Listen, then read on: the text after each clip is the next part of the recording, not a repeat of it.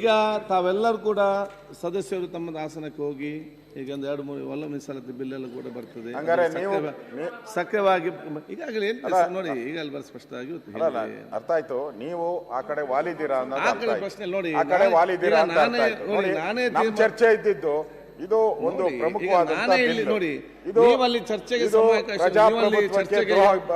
ನಿಮ್ಮ ಸದಸ್ಯರೇ ಅಲ್ಲಿ ಚರ್ಚೆಗೆ ನಿಮಗೆ ಅವಕಾಶ ಮಾಡಿಕೊಡದೆ ಅನ್ಯಾಯ ಮಾಡಿದಾಗ ಪ್ರಜಾಪ್ರಭುತ್ವದಲ್ಲಿ ಮಾತಾಡೋ ಹಕ್ಕನ್ನ ಅದನ್ನು ಪಾಸ್ ಮತ್ತೊಂದ್ಸರಿ ವಿಧಾನಸಭೆ ಅಧ್ಯಕ್ಷರಾಗಿ ಮಾತಾಡಬಾರ್ದು. ದೇಶದಲ್ಲಿ ನಾವು ವಿರೋಧ ಪಕ್ಷದ ನಾಯಕರು ನೀವು ಈ ನಾವೇನು ಕಾಂಗ್ರೆಸ್ ಅವರಿಂದ ಒಳ್ಳೇದೇನು ಬಯಸಲ್ಲ. ಇದೆಲ್ಲ ಆದ್ಮೇಲೆ ನಾವು ಅಷ್ಟು ರಿಕ್ವೆಸ್ಟ್ ಮಾಡಿದ್ಮೇಲೆ ಮತ್ತೆ ಅವರು 1975ನೇ ಇಸ್ವಿ ಎಮರ್ಜೆನ್ಸಿಗೆ ಹೋಗ್ತಾ ಇದ್ದಾರೆ. ಅವರೆಲ್ಲ ಮತ್ತೆ ಈ ರಾಜ್ಯದಲ್ಲಿ ಮತ್ತೆ ಎಮರ್ಜೆನ್ಸಿ ತರುವಂತ ಪ್ರಯತ್ನ ಮಾಡ್ತಾ ಇದ್ದಾರೆ. ಇದು ಒಳ್ಳೇದಲ್ಲ.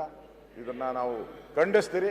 ತಾವು ಈ ಪೀಠದಿಂದ ನಮಗೆ ಸರಿಯಾದ ನ್ಯಾಯ ಸಿಗುತ್ತೆ ಅಂತ ತಿಳ್ಕೊಂಡು ನೀವು ಕೊಟ್ಟಿಲ್ಲ. ನಮಗೆ ಈ ಪೀಠದ ಬಗ್ಗೆ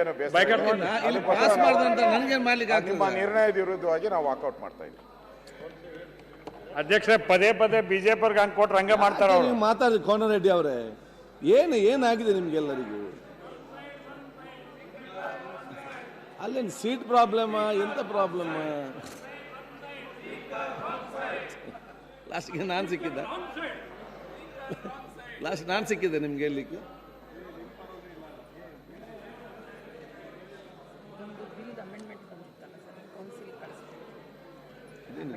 ಇದೇನು ಮಾಡ್ಬೇಕೀಗ?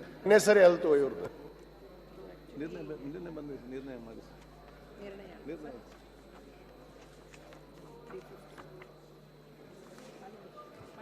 ಇವ್ರು ಮತ್ತೆ ಬರ್ತಾರ?